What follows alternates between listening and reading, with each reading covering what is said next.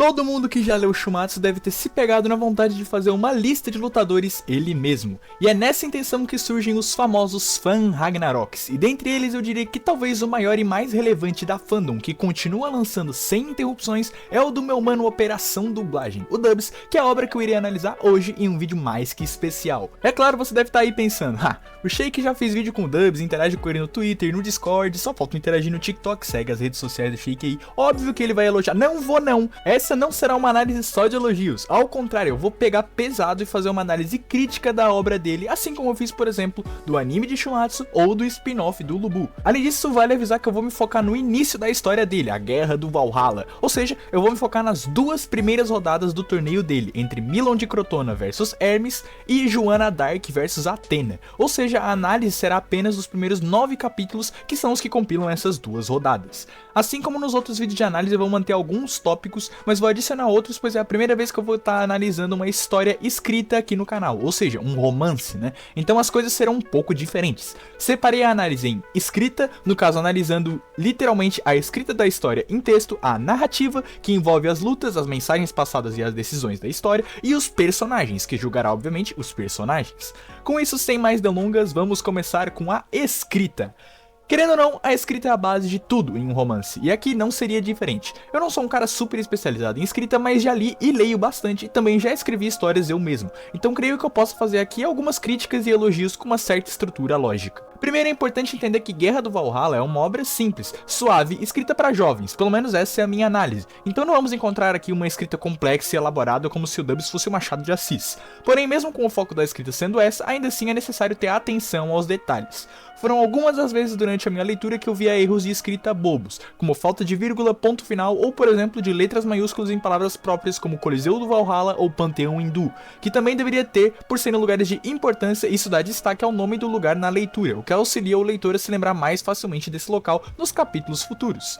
Também vi pontos com nomes escritos errados, como Zeus escrito Seus, o que provavelmente é obra do corretor e seria resolvido com uma revisão de 1 ou 2 dias depois do capítulo ser escrito, para o seu olho não ficar viciado e conseguir assim captar os erros de digitação. Outra coisa que eu vi na escrita é que as técnicas dos personagens poderiam ter mais destaque, talvez sendo colocadas sozinhas no texto como um destaque, seja em maiúsculos, seja em negrito ou preferencialmente ambas. No caso da segunda rodada, ambas as personagens usam muitas técnicas diferentes e por mais que elas não sigam o padrão que eu comentei que seria interessante para dar destaque a elas ainda ficam claras como técnicas, já que os personagens falam ela, né? Mas no caso da primeira rodada, isso nem existe, como por exemplo no caso dessa técnica do Hermes, a corrida onipresente, que fica perdida no meio do texto e não tem destaque nenhum. Um outro ponto que eu vi meio problemático foi colocar a fala sem dar contexto antes. Isso não aconteceu o tempo todo, na real aconteceu poucas vezes, mas ainda assim aconteceu, como no caso do capítulo 1, onde a Kali começa a falar sem que o leitor soubesse quem é a Kali, ou seja, a gente lê toda uma frase sem nem a imagem mental dela. O melhor a se fazer aqui é, no mínimo, dar uma preparação para a fala chegar, algo como, enquanto os deuses menores falam, 4 mãos fortes batem em uma mesa e um colar de caveiras toma presença e toma destaque no lugar. E aí você insere a frase dela, ou se quiser deixar um pouco mais claro, apenas escrever a personagem, colocar a fala dela e depois dizer quem falava aquilo era a Kali, a deusa mais poderosa dos hindus.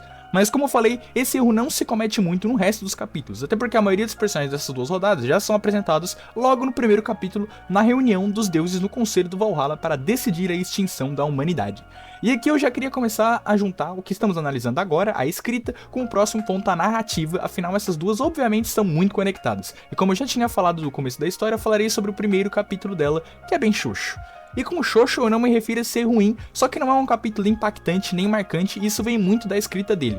Em Shumatsu, e vocês já vão entender porque eu vou comparar com o capítulo 1 de Shumatsu, há um teor de alarme. A humanidade vai acabar, os deuses são figuras amedrontadoras e até ali elas são bem cruéis. O começo de Shumatsu é marcante e impactante, enquanto o de Guerra do Valhalla é bem calmo e sem impacto, e acredite em mim, quando o assunto é a introdução de história, as primeiras páginas da sua história são as mais essenciais para se prender um leitor. Mas claro, a escrita também tem suas qualidades, e como uma delas eu diria que é a coreografia. Claro, apesar dos capítulos terem ali um ou outro desenho que o Dubs faz, no total é uma luta escrita, sem coreografia visual, e por isso a escrita é muito importante para você ter uma imagem mental da luta e do que está acontecendo. E ainda mais nos casos das duas rodadas que estamos analisando. A primeira rodada entre Hermes e Milon é virtualmente um combate corpo a corpo de punhos nus, enquanto Joanna Dark e Athena é um combate técnico e veloz com armas. Eu acho que quanto a essa segunda, ela tem alguns momentos interessantes de coreografia, mas no geral creio que elas ficaram meio fantasiosas e difíceis de se imaginar sem descrições tão claras assim. Diferente da primeira rodada, que apesar de ser bem simples em coreografia e também bem menos reduzidas em movimentos, é mais coesa e clara. Eu consegui imaginar a luta na minha mente bem mais fácil, isso é um mérito muito grande da escrita do Dubs. Com isso, podemos ir agora direto para o segundo ponto da análise, a narrativa. Ao entrar na narrativa, primeiro temos que entender aqui o que a Guerra do Valhalla se propõe. O Dubs já explicou isso em alguns vídeos dele, mas a Guerra do Valhalla, ao menos pelo que eu sei e lembro, era para ser uma espécie de Shumatsu no Valkyrie 2, tendo a mesma mitologia, mas ele mudou isso aos poucos quando foi escrevendo, e as duas primeiras rodadas foram então reescritas para se modelar na nova lore que seria apresentada nas rodadas futuras. E talvez seja por isso que o primeiro capítulo especialmente é bem parecido com o primeiro capítulo de Shumatsu. Por isso eu falei lá atrás que iria puxar de novo esse ponto. No caso, começamos numa reunião de deuses para decidir o destino da humanidade. Os deuses decidem pela extinção, a Valkyria Brunhilde aparece e propõe o Ragnarok, ela sai, é açoitada por um Incubus e salva por um lutador do Ragnarok. As diferenças são que, como falei lá na parte da escrita, esse começo é bem mais calmo que em Shumatsu no Valkyrie. Os deuses têm um deus ao seu favor da humanidade, né, na reunião, que no caso é a Athena. E também que quem salva a Brunhilde é um Einherjar, no caso Joanna Dark. Mas antes de falar dos personagens, gostaria de falar de algumas decisões narrativas em si, como no fato do Hermes ser o primeiro deus a lutar, que como vocês podem ver é o Hermes de Shumatsu. Quer dizer, como eu expliquei antes, não é o de Shumatsu, mas era pra ser até as coisas da história mudarem. Em resumo, acho que é uma ótima decisão colocar o Hermes na primeira rodada, pois isso atrai novos leitores curiosos pra ver como ele vai ser e que poderes ele vai ter, além de, claro, também já reutilizar alguns poderes e habilidades de Shumatsu no Valkyrie. Outra coisa diferente do capítulo 1 é uma cena de Athena, Hermes e Zeus escolhendo os deuses que irão lutar no Ragnarok, o que é maneiro porque já é uma oportunidade para se dar um foreshadowing dos personagens, mas ao mesmo tempo tira um pouco do mistério sobre eles, além de ser bem expositivo. Pra mim não é necessariamente ruim, vai da escolha do autor aqui pra dar prioridade no aspecto de foreshadowing, né, de hype, ou no aspecto de mistério ali dos personagens. Então essa é mais uma decisão do autor, eu particularmente não faria isso, mas entendo a decisão e acho até que ela é bem acertada. Além disso, aqui na história do Dubs tem um certo fator metalinguístico. A primeira rodada do Ragnarok se foca muito em Hermes e Milon se tornarem amigos e rivais no meio da batalha, sendo os únicos que alcançaram o mundo deles. Daria até pra dizer que é um Thor vs Lubu mais bem elaborado nesse aspecto, mas eu achei que eles já foram se gostando muito rápido, sem um trabalho geral na visão dos deuses sobre os humanos e dos humanos sobre os deuses. Mas isso poderia ser um repeteco do que a gente já viu em Shumatsu, e por isso que cito como um ponto metalinguístico aqui. O Hermes acaba gostando do seu adversário muito mais rápido do que deveria na minha visão, e de maneira bem mais expositiva. Mas como falei, é compreensível por ser um fã Ragnarok, ou seja, por já usar o mangá original de base e aí não ter que ficar repetindo as mesmas coisas que quem já leu Shumatsu vai ler aqui.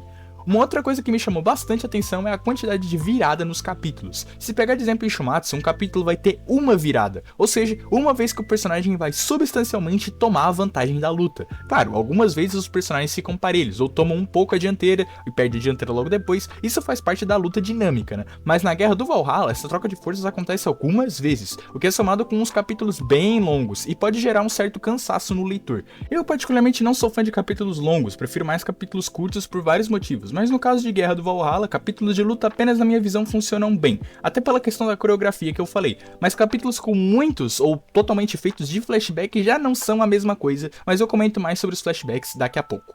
Uma outra coisa que me chamou a atenção é que, especialmente na primeira rodada, as informações e temas das lutas são muito expositivas. Claro, exposição é importante para apresentar alguns conceitos e habilidades, mas no geral muitas vezes a própria dinâmica dos personagens ficava expositiva, como no final do capítulo 2, ou pelo menos podia ter um pouco mais de trabalho aqui. No capítulo 4, a mesma coisa, tem muita exposição no começo do capítulo, poderia ter uma explicação mais estruturada do que só um diálogo soltaço.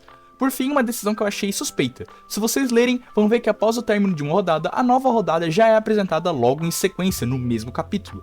Não sei se isso é um padrão que vai se manter em todas as lutas daqui pra frente, mas eu não sou um grande fã dessa ideia. Prefiro assim como Shumatsu, a luta acaba e o capítulo acaba junto, assim dá tempo pra nós digerirmos aquilo que nós lemos e ainda guardar um hype pra próxima luta. Mas eu entendo a decisão, se for pensar no fator de hype, de manter o leitor na obra, uma coisa que o Dubs tem que se preocupar aqui na história dele, então essa é uma decisão justificável e plausível. Você termina uma luta e você já anuncia outra, você nem dá tempo pro leitor se cansar da obra, né? Mas agora chega de falar de narrativa, vamos pro último e também, na na minha visão, o melhor ponto de Guerra do Valhalla, os seus personagens.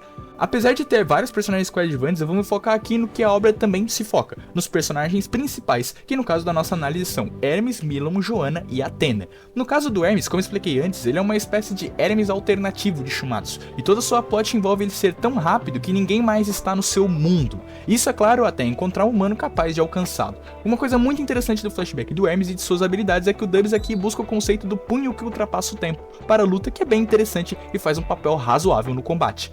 Milon, por outro lado, é um humano que não tem essa questão de achar alguém capaz de superá-lo. Ele é mais individualista nesse sentido, ele quer se aprimorar e alcançar o limite do seu corpo, assim superando cada vez mais seus limites na batalha, e até mesmo sendo capaz de utilizar o punho que ultrapassa o tempo também. Aspecto esse que faltou destaque pra mim na luta, foi bem do nada que ele fez, sem um grande momento de virada na luta, nem algo assim. Mas eu gostei bastante do Milon como personagem com essa ideologia que eu citei. Ela é inspirada num verdadeiro atleta olímpico bem antigo, que tem umas lendas dizendo que carregava um boi. Dubs usa isso como um elemento da história, coisa que eu acho bem interessante, mas ao mesmo tempo ele tenta criar uma espécie de dilema do Raiden ali, mesma coisa do Raiden, né, de ser tão forte que dá medo nas pessoas e por isso ele perde ali todo o tesão em querer participar de torneios e participar de batalhas e do esporte.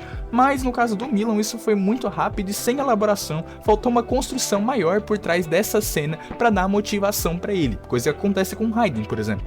E aqui nasce esse problema do Guerra do Valhalla inteiro que eu li até agora. Os flashbacks são muito longos e sem foco. Muitas vezes eles falam quase que sobre a vida inteira dos personagens, sendo que seria mais rápido, dinâmico e objetivo se focar em momentos específicos das vidas deles. Um bom exemplo é o flashback da Athena, que fala desde o nascimento, infância e vida adulta até chegar na parte mais importante do flashback dela, que é o relacionamento dela com a Medusa, o que pra mim é um desperdício. A luta deveria se focar em um aspecto, e esse aspecto, que no caso da Athena é a responsabilidade dela com as pessoas, ser transmitido no flashback. Em resumo, o flashback não deveria contar a vida inteira dela, deveria ter só a relação dela com a Medusa, que é a única coisa que deveria ser tratada porque é a única coisa que conversa com a temática da luta. No caso da Joanna é a mesma coisa, um flashback gigante desde a infância dela até a morte, sendo que podia se focar em 2 ou 3 pontos no máximo, como o relacionamento dela com a voz que ela ouvia, né, da Anja, ela achando o rei escondido da França, que é aquela clássica história, aquele clássico conto francês, e ela enfrentando o demônio Abigor. E por falar nessa luta, aqui dando um contexto, né, o Abigor é um demônio que subiu do Helheim pra Midgard buscando dominar a Terra, e a Joanna foi lá parar ele. Aqui o Dubs descreve basicamente toda a luta entre eles, dentro da luta entre Joanna e Athena, o que pra mim é uma perda de foco e também um desperdício. Não custa nada só falar que ela lutou e o derrotou. Em Shumatsu temos um caso assim, o mangá não mostra uma luta longa e pesorosa entre Kim e Shiryu, ele narra os acontecimentos para dar um contexto da história e das habilidades do Kim, só isso. É mais simples, menos cansativo e permite que o escritor dê ao leitor o que é de fato importante, que é a mensagem a ser passada. A luta já vai ter os seus momentos com a luta da Athena, não precisa de mais luta no flashback.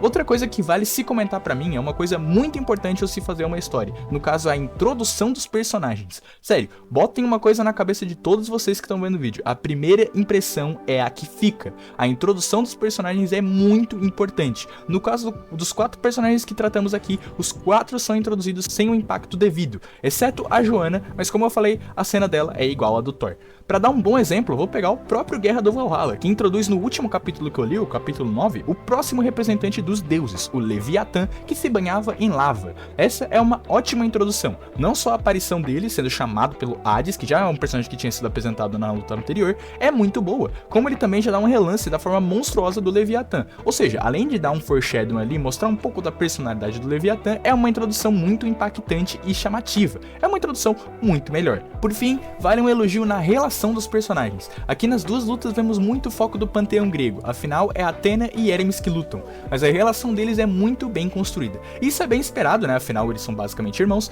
O que eu me surpreendi é a relação dos Enhenhar, dos representantes da humanidade, que também é muito bem explorada e apresentada. Tem algumas ceninhas entre eles que eu acho que podiam não existir ou se estender demais, mas no geral é muito bem feito.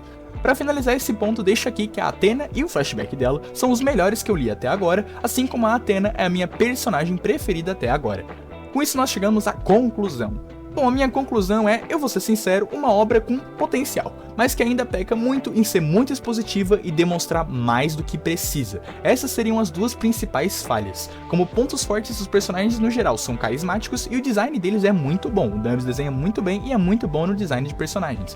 No geral, eu vejo a Guerra do Valhalla como uma obra com potencial para melhorar, e acredito que as lutas futuras serão melhores em todos os aspectos, afinal o escritor vai sempre melhorando enquanto ele escreve, e com o Dubs não será exceção. Agora pra nota, pra essas duas rodadas, por todos os pontos apresentados, pra análise no geral do que eu li da história até agora, eu daria um 5 de 10. Não é horrível, mas tem muito a melhorar. A minha luta preferida é Hermes vs Milon, mas curiosamente meu personagem favorito é a Athena.